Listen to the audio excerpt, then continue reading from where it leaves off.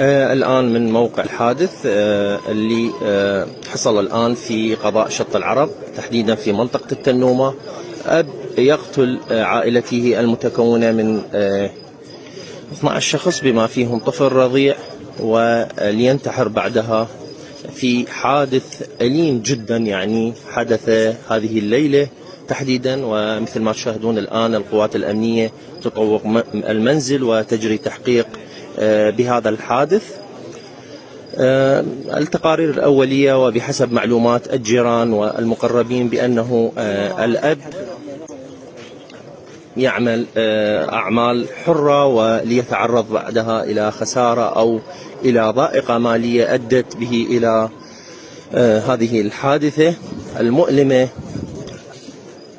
قتل عائلته المتكونة من 12 شخص بما فيهم الطفل الرضيع، وهناك معلومات تشير إلى أنه يوجد خطار لديهم ضيوف في البيت أيضا تم قتلهم بالكامل مع أفراد عائلته.